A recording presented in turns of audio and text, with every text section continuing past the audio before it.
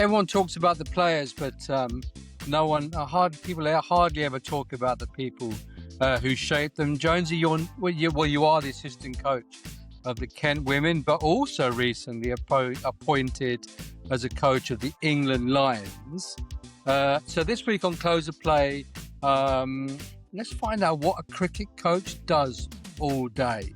You ready for this? This is you in the spotlight in your Hello, new mate. job. Hello, mate. By the way. Oh, yeah, yes, hello, mate. yes, Yeah. I thought we'd just go straight into it. So let's start with a day in the life of a cricket coach. Okay. So what time? Talk us through it. So let's stick with the England stuff. So what time does the day start? Give us a sort of a feeling for kind of what the build up is like for you as a coach. Yeah. Well, as you know, I only dipped in for the back 2 days of the recent Lions Test match against South Africa. So it was the first day I travelled from home. But if we go from day 4 when I was there, really interesting. They've got a chef on board, so the morning starts. There's a 90-minute window for breakfast where the guys can come down, and then there's a live station.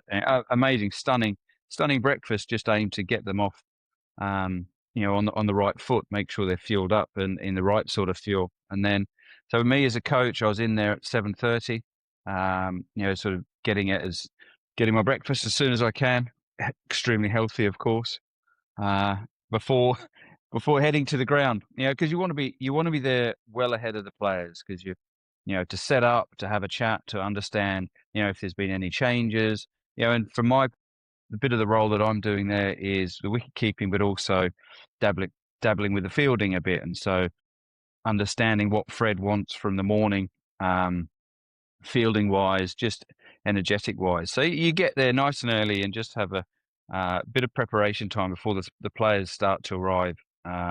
Coaches' time from sort of 9 o'clock in the morning, where that's an individual prep leading into the start of the match at 11. And is it the same chef that travels around with you? I believe so. Yeah. I had a good chat with him. I took him back to the hotel, and he's come from elite performance environments of cycling. And so I suppose these, on Instagram, what you see, the England rugby have, they've sort of highlighted the chef and what he does. So and for cricket, it's a fantastic step forward. These are young guys. You need fuel. You're pretty much an endurance athlete as a cricketer. Across the 8 hours, and so it's just it's moving in the that direction of professionalism, and I believe it's one of the first times they've done it, and so but for me it's a fantastic step forward.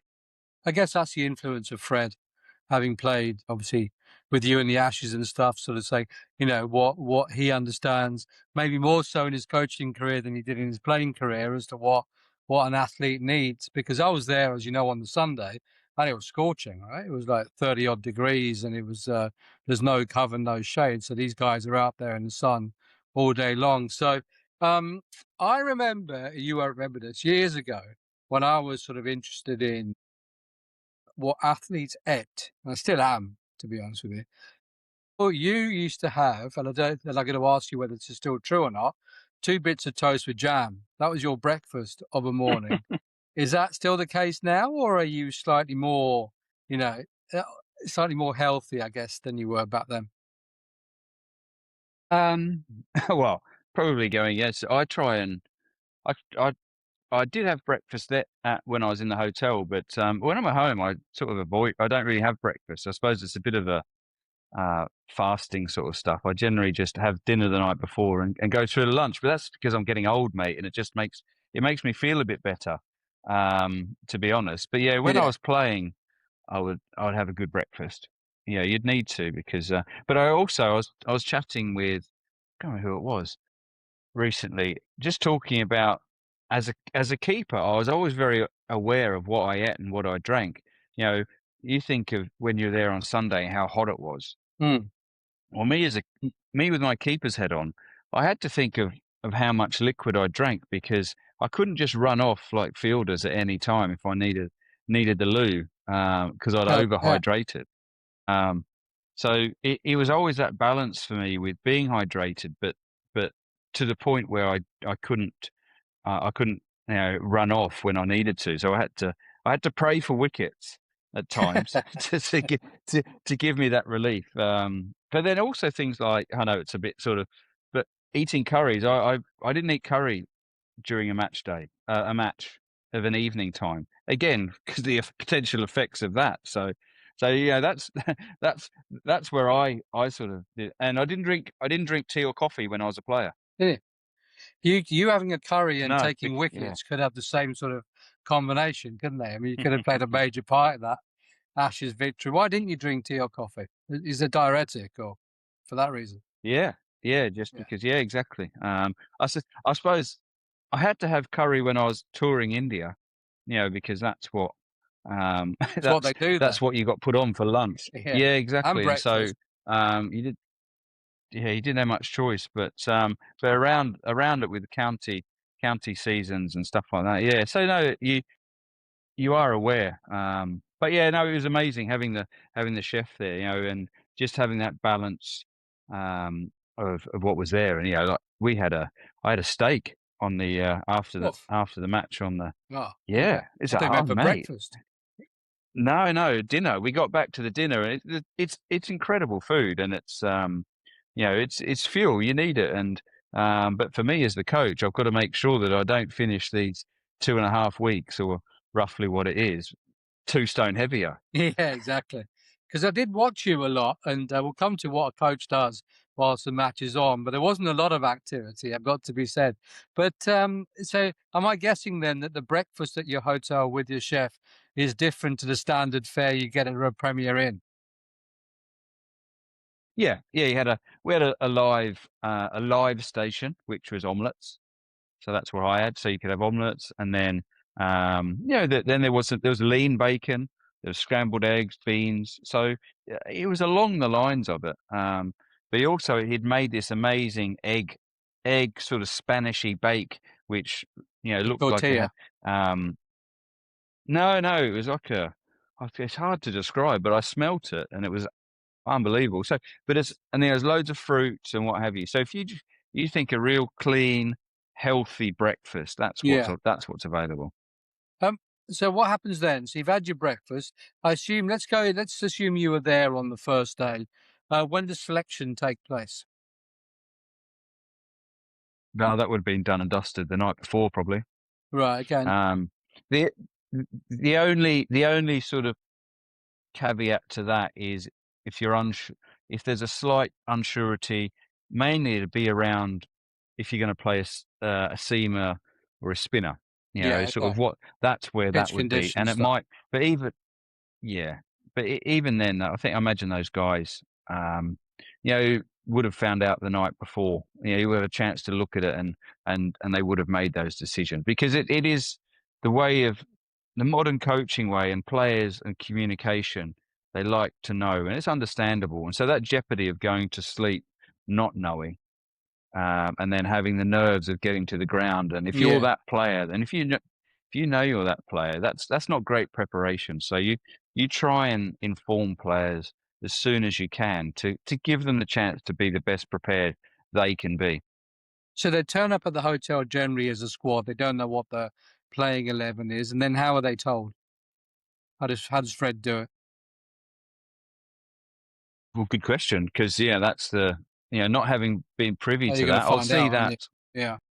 I'll see that with the second Test match. But Fred's a very he's a great communicator. He's a people person, so he would that's the one thing as well as my role is to make sure that I'm facilitating what's needed on the ground, so Fred can do what he can with the individuals, and and that's where he's incredible, and the relationship he has with the group and with the lads. You can see why he's getting the accolades he is, because almost the community that he creates very quickly amongst players he may not have met before.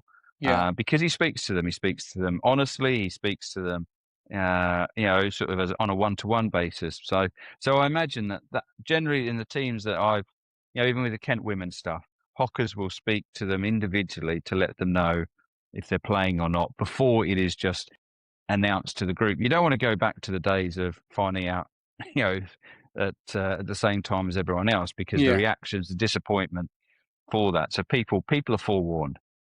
And what role does the analyst play in all of this? And how, I guess, two-part question: how much of that data does Fred take on board when he's selecting a side? Right. Analyst has become hugely important, and that was the bit that I found really interesting going down there and seeing the setup. So there's a number of cameras that are around the ground, and I can't remember the name or what anyway. There's a system that picks up the ball, every ball, and logs it, and then you can. And basically, what they're tracking for seam bowlers is pace, swing, and seam. And so that they have that data for every bowler in the country who's playing first class cricket. And so it's really interesting. So they then can look at who's the biggest swinger of the ball, and we're talking sort of, and there are world class standards of above 1 degree and stuff like that. So who's the biggest swinger of the ball? Who seams the ball the most?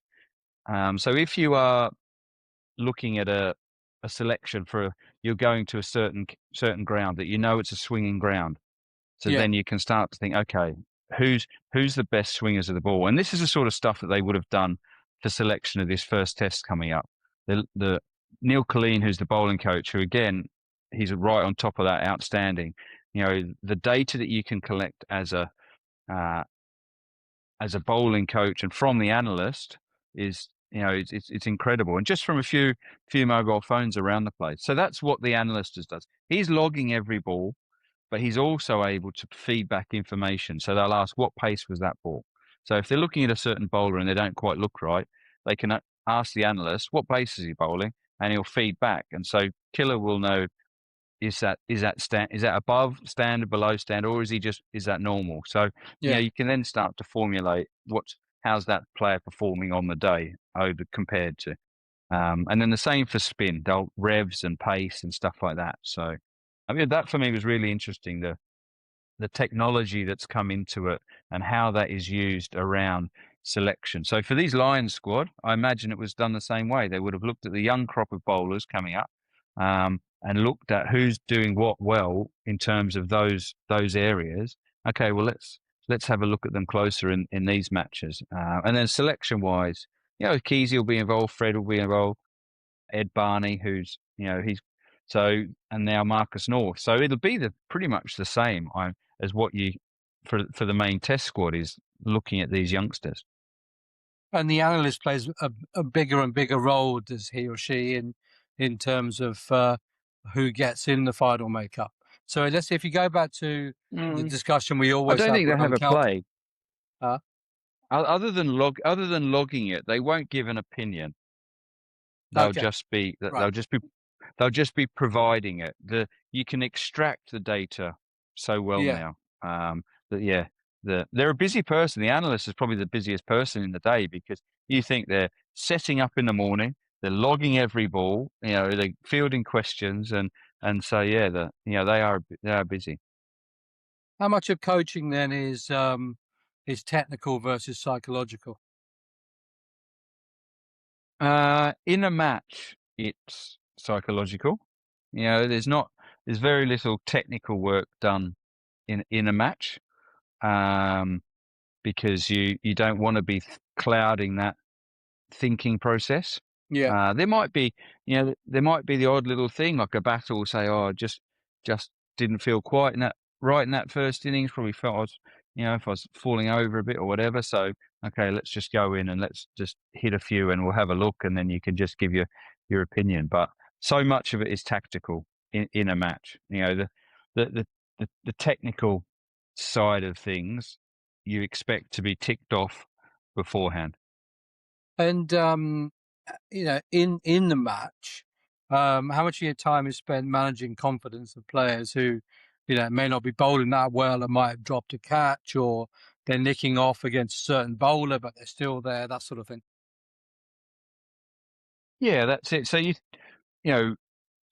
quite a lot, and that's where Fred is very good, and Killer does the same, and that's where I was pretty nervous, to be honest, going into the environment. I haven't been in that environment, and so what the group was like, but the group were brilliant, and it's also how you do it yourself. So you go in there, and so now it's very much of with little individuals, just going around there and telling them they've done well. If they, if someone's batted well, just giving that little fist bump and say, great session, well done, keep it going. So that's what you're sort of doing. You're always, you don't sit them down and say, come and sit with me. It's just little bits like that because, these guys are performing at a high level and so you've got to let them get on with it to a degree, but at the same time, you do say, you do say your well dones, and they might come to you and to ask a question. That's what quite happens. A batter might come over and will say, listen, what do you think there? I just wasn't quite, especially after a dismissal. And then you facilitate a chat there. So there's a lot of that goes on. Obviously when they're fielding, less happens. You're less involved when they're fielding because you can't. Interestingly though, I was listening on the radio driving back. Charlotte Edwards actually ran out at a drinks break at the women's game because she wanted a different. Yeah, what the commentators put across was that she was wanting a tactical sort of, whether or not it was change, but some influence. But yeah, a lot of the time you just see them at breaks, and that's when Fred will chat. So before the morning, Fred chatted with Mouse, the captain, about what was happening for the day. So, for example, on that last day, were we going to go with two seamers or were we going to go spin, seam? So they had that interaction, and then the decision was made as to how we started the morning, because it was an important morning if we'd have made a few breakthroughs.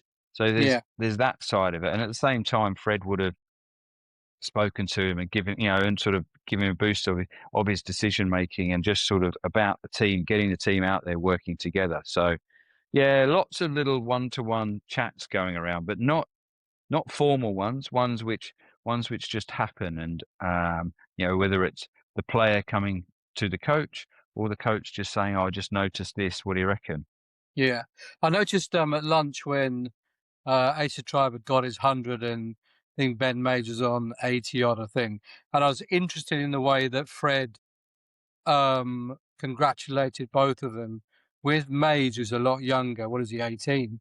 It's very much like a father-son, sort of ruffle of the hair and, well done. Whereas Asa Tribe, who's a bit older and probably more is expected of him, there was a lot, it wasn't insincere in any way, shape or form, but it was a lot more formal, in terms of more of a part, and there was less of it, if you know what I mean. So, clearly he knows the characters, he knows that, Mays is a young up-and-coming lad, Tribe is more experienced, so he treated them differently, which I thought was interesting. And staying on Fred, though, you said something about talking to Dan Mousley, who's the captain. Given the stature of Fred, in the game, and, he's Freddie Flintoff, if he says, I want two seamers, does the captain just go and do it? No. And that's the beauty of it. That's the thing. It's not a dictatorship, and Fred understands. Fred just offers opinions, but as the skipper, Dan will go out there and he makes his decisions, and he did. He made his own choice on who he wanted to bowl, and so it's that it has to be a two-way street, because you don't want to have a captain that doesn't come and talk to the coach, whoever it is, because they're just going to think, well, they're just going to tell me what to do, and they're going to tell me to do this, and I don't want to. It has to be a mature chat, which talks about the situation, and you come to a decision. And because when you walk out on the pitch, you have to have full confidence, full trust in what you're doing, because if you don't, it can portray itself into decisions. So that's the dynamics of captain coach stuff, is where your decision making, and it's good to disagree at times, because it's good to have, and that's part of this Lions thing, is they're being educated on cricket still as much, decision making and how they do. They're not finished products, so it's not like they're going to be make the right choices all the time, and so that's where those discussions are so important. When we talked about the analyst before and the amount of data that you guys get sitting there watching, but when you are watching, what are you actually watching, given the fact that you get all this data from the analyst? Yeah, so in my role, I was watching different. I was sort of focused on Maisie and his keeping, because incredibly, I believe it's the first 4-day match he's ever kept in. Yeah, he doesn't keep for Hampshire. He's new to it. I had a good chat with him. He took it up early, almost like 2 seasons ago, because he's an outstanding fielder. So for me, I was watching. I watched him from side on to see what his movements were like there. I could go and sit. I sat by the analysts, and there's a screen there, so I was able to watch what it was like from front on. Just to have a look, and for me, being new in the environment, it was exactly that. It was it was looking at what he does well, and then little bits of like, okay, what is the area, considering he's so new to keeping and so new to the environment, what may pop up that we can have a discussion about, which would, again, how did you think you kept to the keeper, to the spin, how'd that go? And he might go, oh, actually, I just felt that the ones that turning back through the gate, they beat me, whatever it was. I'm not saying it happened, but that's how it works. And so I was looking at bits that I think he did outstandingly well. And then, okay, what can I potentially bring up when we get into a preparation phase, which can help him leading into the next match? So that's what I do, and I imagine it's the same as with Killer the bowler. Yes, he's got the stats on pace, but you also get your own feel of your visual eyes looking on it, because that's the one thing. All this stats is moving you away from just gut feels happening, just eyes. And so to get the information statistically, as well as you're giving yourself two sort of points of reference to be able to make a decision, rather than just your gut feel. And so it's that's what you do. And I know you said, I was sitting around for a while, and I was doing it. So for Sarah Taylor was there, so she'd been with them for the start. So we were just doing a bit of a handover on Maisie she was talking to me about what work she'd done with him in preparation, what areas that they'd worked hard on, and so that's the sort of that was the nice bit of that interaction. So you're always sort of talking and looking and watching for what you can help the player with going forward. Yeah, apart from sitting around watching, the only other thing I saw you do, apart from have lunch, was put away some kits. So, I'm going to stick with just what I saw when I was watching. I didn't have an analyst to help me. Who are the hardest types of players to coach, do you reckon? Ones that are quite protective of themselves, and so they're sort of a bit resistant to change, or a bit resistant to that open conversation. Someone who, and whether that's through supreme confidence, or it could be the other way, lack of confidence, and so they're a bit closed off. So if you have a player that is sort of very resistant to change, and I'll do it my way sort of thing, when you can clearly see something and you can back it up, and you can go to them and say, I've seen you get out this way several times now, I've had a look, and just in your initial movement, your weight is really offside, for example. And they go, oh, yeah, well, that's okay. Yeah, I know that. It's because I've been working on doing this and what have you. So almost when they shut you down quick, you then go, okay, well, if they're not going. So that's probably the hardest bit and that can come from, extreme confidence in their own sort of technique and ability, or the other way, where they're a bit unwilling to change through nerves or inexperience. Asa Tribe and Ben Mays both got hundreds in this recent test match of the Lions versus South Africa A, but both have kind of struggled in the county championship. I mean, Ben Mays has been dropped by Hants. They've got a young batting lineup anyway, but he's not. He played the first couple of games, he's not in it. Asa Tribe's got 477 runs at about 37, and Mays 320 runs at 29. Is county cricket harder than Lions? I wouldn't say. Well, no, I wouldn't say it's harder, because from watching it, it is the next step up. You're playing against these guys are playing against an international A side, so effectively South Africa second 11, whereas the Lions are a young up and coming group. And so the difference the biggest difference, I think, is the wicket that they played on. And that's the tough thing. And that's probably where, we've heard Rob Key talk about county cricket, and he's expressed some opinions on it because of and this is where you get those 75-mile-an-hour bowlers who are able to put it in a good area, and there's lots on offer. And so as a batter, that's difficult. And so when it's always dipping around, whereas that wicket down at Arundel was outstanding, it was a good wicket. It was true. The South African bowlers ran in, and those two boys just batted brilliantly in terms of, it was tough cricket on a good wicket, and they went through the different times when it was, when they were under pressure. They had some short balls bowled at them early on. They dealt with that really well. And that's the nuance of cricket, where as a batter you have times where you're under pressure, and then as you have times where you are on top. And I just think potentially at county cricket, those different levels, because of the wickets and what's on offer, and it just it makes it tough at times.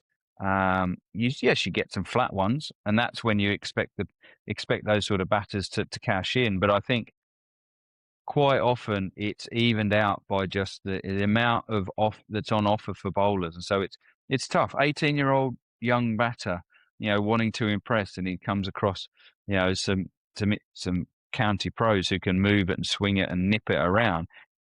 No surprise, but then he showed how he was unbelievably impressive with the knock that he played, and I think it was playing on a very good cricket wicket. That is for sure helped. Without your answer being no, he just needs to be Ben Mays, is Ben Mays the next Jacob Bethel, in terms of the fact that he probably isn't going to get that much county experience, but could walk straight into the national setup at the highest level? It's a big call, because he's 18.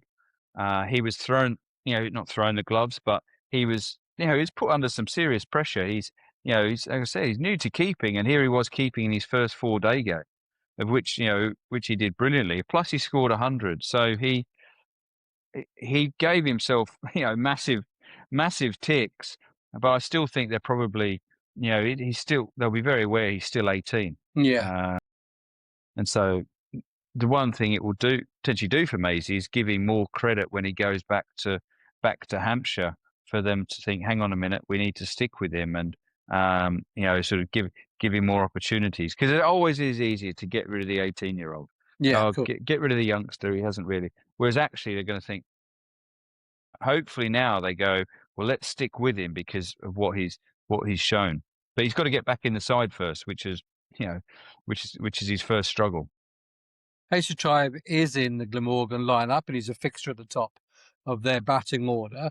In fact, for both of those two guys, I think the 100s they got on Sunday were their first 100s of the season. With Asa Tribe, who is knocking on the England door, the full squad. Obviously, Amelia Gay's got the first go, and Ben McKinney was also playing in this match. But Asa Tribe, if he gets hundreds, how many? There's one more. Is there one or two more tests in this series? There's Beckenham and somewhere else, isn't there? What's the series? Just one more test and then 3 1-days. Oh, 1 days. So let's say he gets another 100, and Rob Key's there watching it. But then he goes back to Glamorgan and he's getting 30s, 40s, 60s, 70s or whatever. Do those 200s or the 100s that he gets at Lions level count for more as far as selection's concerned? I think so. I think they should carry huge weight, because of who they're playing against, and the method. And he was put under a lot of pressure, Asa, with his back. Like I say, they went short at him, so he answered those questions. He played that well, and that's the sort of stuff at international cricket that those questions you have to answer. So you don't necessarily get that at playing for your county. I haven't watched a lot in recent times, but the bits I've watched, there's not periods of sustained where you get sustained bounces and at good pace and have to make decisions on if you pull, hook or whatever, or duck. And so he was put under that throughout the whole innings. And so he in terms of selection for Test cricket going forward, that will carry huge amounts of weight, because he could go back to Glamorgan and he's back facing those lower pace bowlers who are yes, they're testing him out on the front pad and sort of LBW bowled and nick away. But that question, which may be in the selector's head about how does he cope with the short ball stuff, well, he's gone a long way to answering that, and so then he's gone a long way to putting himself in the frame for future selection in the rest of the summer. That is for sure. Tell you one thing though, South African cricket, which is often overlooked, but it's always been strong. If that's their A team, the bits I didn't see them bat, but I know that Ackerman got a big 100, didn't he, on their first innings. Their bowlers look sharp, spinners less so, but the quicks look good. And then obviously the two lads got 70s and 80s, didn't they, to win in the match. Says a lot for South African cricket as well, doesn't it, in terms of they're constantly underfunded, yet they continue to produce excellent cricketers. Yeah, very talented. The South African cricket, a bit like the rugby, is built around sort of doing the basics very well. And it's not the most flair style of cricket you're ever going to watch, but they will, they're built up very disciplined. That's that's the South African trait, isn't it? So so it was watching them. If any of those guys move forward into the Test side, you can see that how they can fit in. Because for me, I was impressed by just the standard of cricket I was watching. I was thinking, okay, yeah, this is high level cricket. The bowlers have got good pace. They're running in. Their lines and lengths are, they're going to bowl the odd bad ball, but you're under pressure the whole time. You've got to be on top of your game, making good decisions. And that's what the South African teams I played, that's what they were like. They were relentless. They kept coming at you with high levels of discipline. The same with their batters.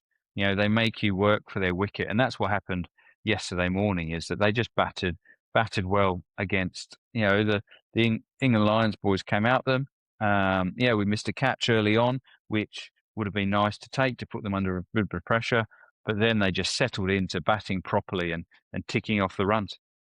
So was it a bit of young Lions, young guns facing more hardened county pros then, you reckon? Because I guess the South Africa A didn't have an age limit, did they? No, absolutely not. Yeah, and exactly that. They were playing against some seasoned professionals, sort of against some guys who have played a handful of first class games. And so it's going to be a really good test for the England Lions, because exactly that, they're going to, it's the closest that those guys there are going to experience before they step into Test match cricket, I think. See, I'm going to go with something we've spoken about before, and I didn't agree with you, and neither did a couple of people who commented after you'd said, we were talking about Jacob Bethel, how he hadn't played for the Bengaluru Royal Challengers, and then he played a couple of games, and now he's injured. Going out there, and rather than playing county cricket, it was better for him to go and play IPL. Archer's out there, Will Jackson's out there, Ran Ahmed was out there for a while. I'm coming round to the school of thought that you were actually right.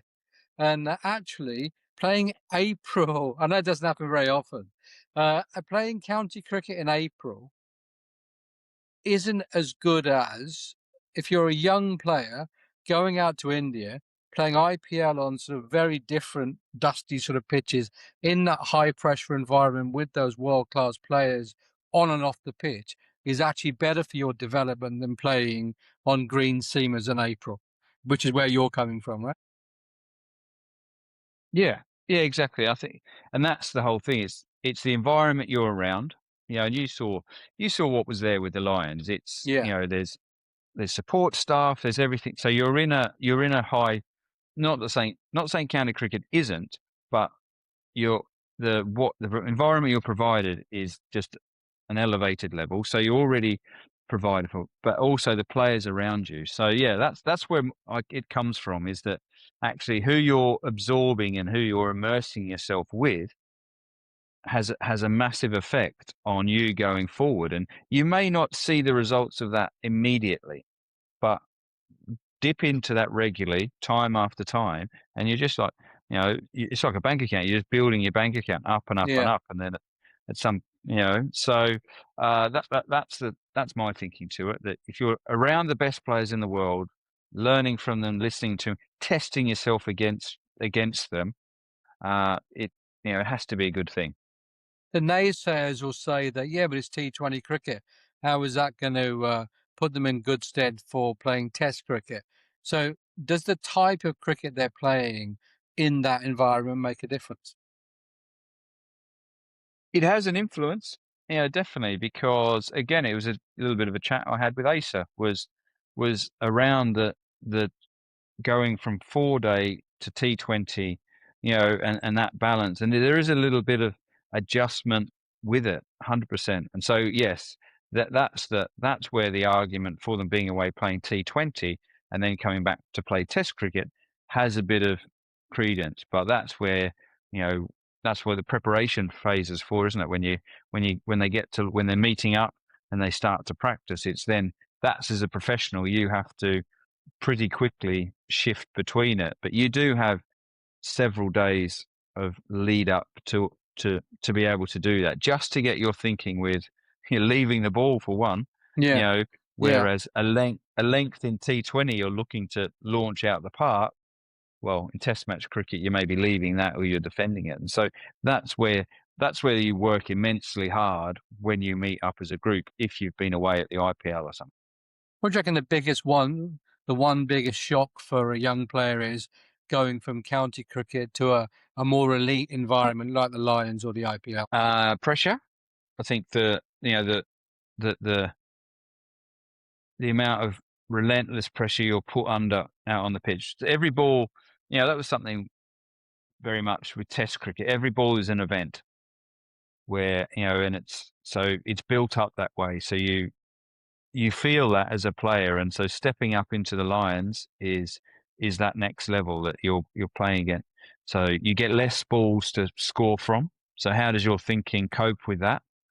Because county cricket, you can go through spells where a bowler's not on it and they're giving you, if that happens at the next level up, that bowler's off and you get someone just as good, if not better, to take over from them. So, and then with the IPL, that's, that pressure there, in terms of you're in a franchise that wants to win the IPL or even just wants to get through to the final stages. And so, if you're walking out to bat in a crunch match where it could mean qualification or not, that's serious pressure from, you've got the owners will be there watching, the millions of supporters. And so I think that's the thing where these young guys can go, and that feeling of how coping with the pressure. But you learn ways which you can take back to your cricket, at county cricket, and then when going forward, it's coping mechanisms. So, right, how did I manage that situation? Okay, I just took a little bit longer between balls.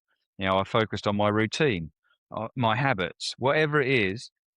Jonathan Trott had a very deliberate habit of scratching. He did that as a coping mechanism for the pressure. Just gave him time. Those routines help, and that's what you learn in those environments that you need, and fallback, fall safe sort of thing. You did all right in this last week, didn't you, with the Javed me and Dad business? So let's see how you go. So it's Philly Point, ready? We're going to stick with Who Am I? Because frankly, I quite enjoy it, and you're all right with it, and it lasts a bit longer. So there you go. So first clue today. As a toddler growing up in Wellington, I desperately wanted to grow up to be a rugby international. Who is obviously the person is a cricketer. Any ideas on that? I mean, that's pretty much any Kiwi, I'm guessing. So anyone specific? Well, I'm trying to think. Who do I know from Wellington? Not many. So yeah, you've got to move on. Next moving question. On, I hold the incredibly rare international record of having batted in every single position from 1 all the way down to 11 for my country. Who's done that? Who could have opened, batted at 11, somewhere in the middle order, want to be a rugby player? Anyone you heard of that in the gossip around the cricket circuit? No one at all. I'm trying. The trouble is, it could be from any areas. I only knowing fairly modern Kiwis, the guys I'm thinking of, who can bat a bit. So the only one which quickly comes to mind is Daniel Vettori, but yeah. Incorrect. During a blazing hot T20 international match against England, my batting partnership was so rapid and aggressive that the manual scoreboard operators actually suffered a meltdown, and the numbers on the scoreboard literally got stuck in the 28 degrees centigrade heat. In fact, this person was so exhausted that I missed the first 2 overs of the run chase because I was stuck in an ice bath trying to cool down. And this person was the captain. So, anyone in that story, do you know anyone who got stuck in an ice bath at any point? No? No, I'm trying to think Wellington. But it's a 1 to 11. That's the thing that's... keep that in your mind. I'm famously associated. That's doing me in. Yeah, I'm famously associated with a piece of equipment nicknamed the Log, a massive, unusually heavy cricket bat that I refuse to part with, which commentators and teammates constantly joke looks like a piece of structural timber rather than a piece of sporting gear. Who's got a really heavy bat and bat to 1 to 11? One to be a rugby player. Any ideas so far? So, not Chris Cairns? Not Chris Cairns, no. I didn't just restrict my international talents to cricket. Oh, no. I'm a dual-coded international athlete who also represented New Zealand in field hockey. And then I had to choose between a hockey stick and a cricket contract when the game finally went professional. You like hockey? You played a bit, didn't you? So you know hockey and cricket quite well. Anyone who you knew played for both? But that couldn't be more contrasting. Someone who's international hockey, who's generally they're quite lithe and sort of, there's not much to international hockey players, and then he's using an absolute club of a bat. There you are. Yeah, exactly. You see, so that might. It's probably narrowing down to one person. I am only one of 3 women in the entire history of ODI cricket to achieve the legendary double of scoring over 4,000 runs and taking more than 100 wickets. So, Kiwi, hockey, bat, all-rounder. The answer is that one. Is it one of the ladies that's finishing, either Susie Bates or Sophie Devine? Which one of the two is it? I am the power-hitting run machine who captained my country to the T20 World Cup 2024 against South Africa. Come on, brain. It's I should know. It's poor from me. I thought we always do a bloke, so we do a woman this time. I was so dominant in the Australian circuit. Scored a load of runs for the Adelaide Strikers. Which one is it? Which one of those two? Who bowls? That's my only poor. You're looking. Have you got your phone again? Mate. I was trying to work out who bowls. Who came in? Who just played on Susie Bates? I don't know who bowls out of those two. So I'm going to say Sophie Devine is the correct answer. Sophie Devine was the dual international who played. Who also scored a stack load of runs for Wellington. Yeah, she wanted to be an All Black when she was growing up, and then went to some nets, I think, somewhere in Wellington. And then there's some amazing people who are just so good at all sports, aren't they? Lisa Healy's another one who, can play a couple of sports. Who was a tennis player? Ash Barty won Wimbledon. Yeah, they're not called the Silver Ferns, the New Zealand women's team. Is that Silver Ferns? That's what the cricket team's called. Yeah, I don't know what the rugby teams. What the rugby team's called? Yeah, I don't know. I think they are also Tall Ferns are the netball team or basketball team, aren't they? It's quite funny. You're going to use right. Let's come on. Just because I want to correct you. Okay, go on. I think they. What I think they have a what? Yeah. You keep looking at that. I'll line up the next segment whilst we're doing that, so we don't have a whole lot of dead air whilst people are trying to listen to this. And if you're watching on YouTube, watching Jonesy just watching his phone. Black Ferns. What the New Zealand national female New Zealand national team is the Black Ferns. Marvelous stuff. Good work. Thank you for that. Black Ferns it is. Keeping with New Zealand, England women T20 series. England won it 2-1. Emphatic victory yesterday by 7 wickets at Hove. I suppose the big question for Charlotte Edwards is how to fit Danny White-Hodge and Nat Shiver-Brunt, assuming she's going to be fit, back in the side. Maya Bouchier has done well in this, but is not in the World Cup squad. The bowling's looking all right. So what do you think? How do you get Danny White-Hodge back in that side? Do you lose one of the openers, or take an all-rounder out, or something else? Yeah, well, that's what Charlotte herself has come out and said, that the batters are giving it a real headache. She doesn't know her best 11. Because you'd predict that Danny White-Hodge will come straight back in. Yeah. And so, because she's done really well over the last sort of 18 months plus. Yeah, yeah. And she's opened with Dunkley, traditionally. So do they keep that going and drop Capsey, or do they, put one of those down to 3 and drop either Kemp or Gibson as the all-rounders, Yeah, Capsey, although she's done well, she could be she could be the player that misses out. But it's to have her in reserve, and she hasn't done. She's performed under pressure, because leading into this series, she was probably underperforming. She had that, and so she's taken the opportunity, and that's potentially now is what Charlotte Edwards is thinking. It's like, oh, hang on a minute, but because I think there is huge doubts over Shiver-Brunt.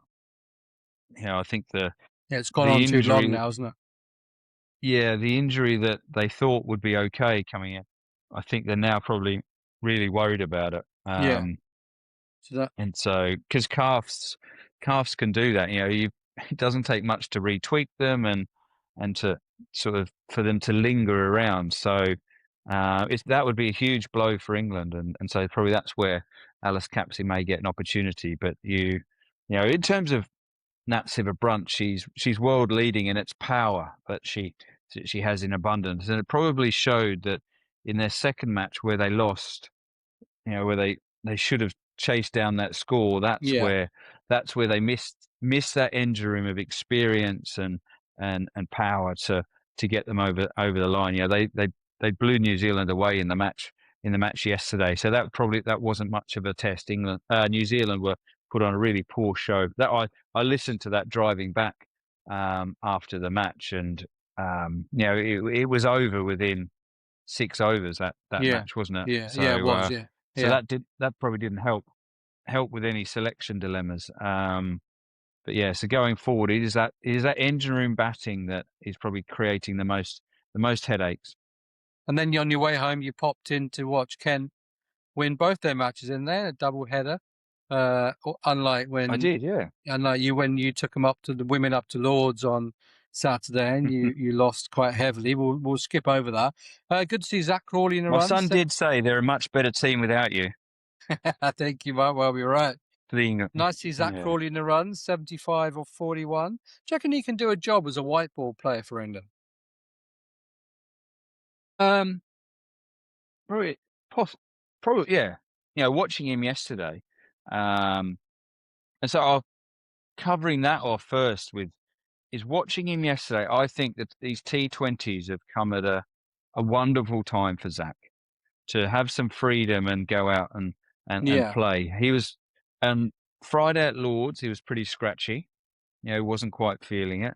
But then watching him, the way he finished the match yesterday at Canterbury, his striking was unbelievable. He was, anything straight, he was just power. And so I think for Zach personally, going into these T20s is amazing for him, because of freedom, go out there, hit the ball. So this could be a real catalyst for him for the rest of his season to sort of show people about the player that he is, the quality he has. Whether or not for England, there is doubts about his white ball ability in terms of when you see other players, the shots they have and the way that they can do it. So I think he's probably got a bit of a way to go to be considered back into the white ball team and even franchise cricket. Whether or not the franchise teams will think. But if his display yesterday coming in where he did, wow, it was stunning to watch. Best name in cricket got some runs as well, didn't she? Yeah, she's on fire. Yeah, it was good. So it was great for the Kent girls to have a win, to bounce back from a drubbing up at Lords and that disappointment there. So it's an interesting with the women's stuff. You have there's definite teams that are, Middlesex are probably the standout with it, and then Sussex were a bit light with their players yesterday, sort of struggling. They weren't great, but still the Kent girls went out there and Amy Gordon, who has so much talent. Amy's a player where you look at it and think, oh my God, you could be anything. So, but whether or not she believes that herself, but her hitting yesterday, she hit 70 in no time, and that's what we know she can do. She's a bit, at the top of the order, David Warner, Australia stuck with him because they knew at some point he would play an innings which would win a match, and it wasn't going to be every week. Even though you wanted to see it every match, you had to bide your time and go, he's going to come off. And in our case with Amy, every sort of 4 or 5 matches, she's going to play an innings which will just blow the opposition away and win us the match. And that's what she did yesterday. So you've just got to be patient. It comes back to that earlier chat about managing players and stuff. Amy's one you have to be patient with. And yes, she does frustrate you with modes of dismissals, but when she does what she did yesterday, you go, okay, well, that's why she plays. But do they? But yeah, no. Go on, Coco Streets. Yeah, what? Coco just keeps churning them out, and she's not doing herself any harm with selection for Tier 1 cricket going forward. There's a lot of contracts will be coming to their end at the end of this season in Tier 1, and new contracts, and so a team looking at it and consistent performances. She's potentially someone who could be playing her way to a professional contract if she carries on doing what she's doing. And is that the absolute aim of all of these girls? Is to do well to get a Tier 1 contract, and then England, etc. After I think for some it is, not all in Tier 2. I'll be definitely not all. For someone like Coco works for the ECB. She's on their marketing side of stuff, so she'll be she'll be sort of manipulating what she does with the ECB to be able to play in matches on if they're on a Friday like at Lords. So she'll be working on the Vitality Blast. She does stuff with the international. So she's got a career with the ECB, which she's quite early into. So that's the other thing for these girls is that if they get offered a professional contract, it's weighing it up about, well, hang on, what am I doing currently? Or do I want to give that up, or do I just do I carry on playing Tier 2 because it fits around my commitments, or do I go all in with being a professional cricketer? So it's a balance, and it's those sort of decisions which I think you'll see. There'll be more of those going around in September with the renewal of contracts, because I think my understanding is that the first Tier 1 was like a 2-year cycle. You were given a 2-year contract. So we're at the end of that 2 years. So that's where you could see a bit of movement out of professional cricket or into it. Let's do a bit of quick fire stuff. This one, our friend David, who messages quite a lot on YouTube, says Archer, Curran, Tynan, and Stokes are the best bowling attack. Yes or no? For you? No. You're not Where's happy Curran with that? come from? Yeah, exactly. Not quick enough? Test level? No, not really. Well, not so much that. It's just, no, there's a few things, but that is left field. Fine. Let's go. Good. Left field, David. Who is actually more at left field? Mark Hubbard has got Chris Wokes in his best 11. And Wokesy's retired from international cricket, isn't it? Who's the best coach you ever had? And it can't be Duncan Fletcher. Graham Ford also was outstanding when for his time at Kent. Currently with Ireland. Who did you fear the most facing, Warne or Lee? Good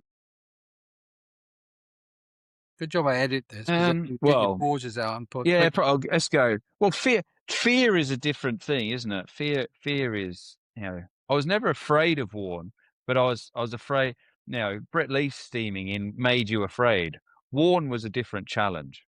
So that's. But fear in the sense that they could both make you look silly or get you out quickly or whatever, as opposed to raw pace fear. Warne created Warne because what he created, with himself, the theatre, it's been described before, the theatre. So let's go. Okay, I'll go with Warne. Best player who never played for his country that you played either for or against? And can be any country, doesn't just have to be England. Crikey. Well, that's.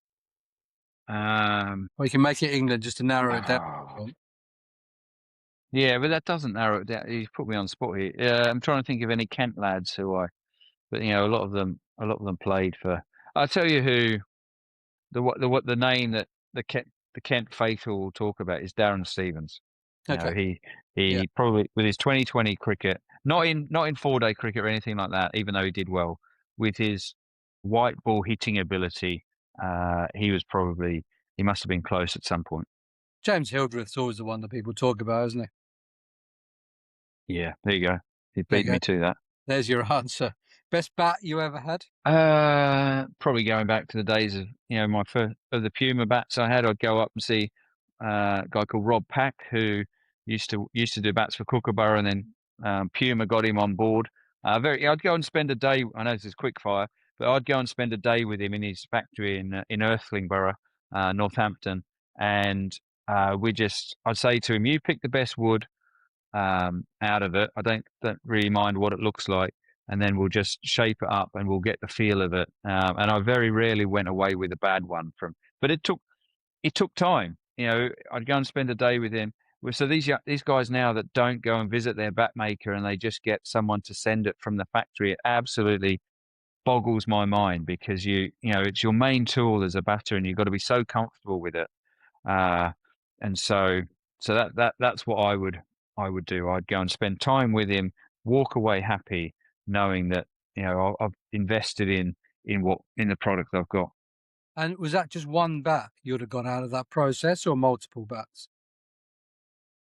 No, I'd go there at the start of the season, and I didn't break many bats, so I'd come away with probably 4 bats, and they would generally last me. Whereas I see now guys with 10, 12 bats. Yeah, because when we were at Lord's doing that show, and the Grey Nicks guys were there with a massive bag of bats with the Durham lads, and they were just rolling over, their batters and picking out 2 or 3 bats and walking off and trying them.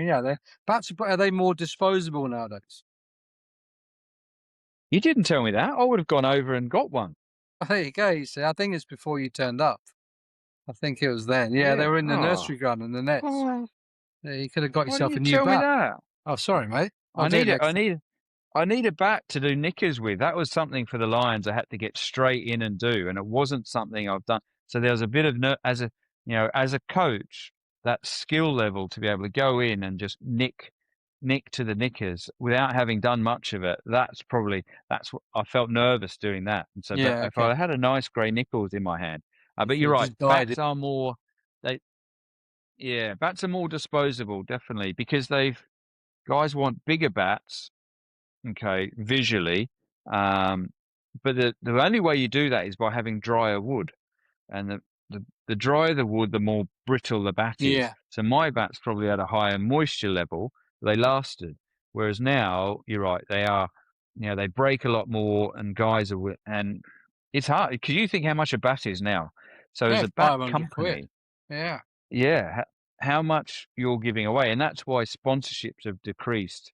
The amount of players because they break more, they've got to give away. It's a massive investment for a company to sponsor a player, and so I always respected that, and I always thought, hang on a minute, I've got to look after my kit to to the best of my ability, because it's, I'm being given it. It should earn that respect. Last question, and apart from Lords, what's the best food in cricket? Or where's the best food in cricket? Well, with England, wherever you are with the England Lions currently, it's unbelievable. Yeah, there you go. That's why their entourage is so big. This is basically the best scoff around.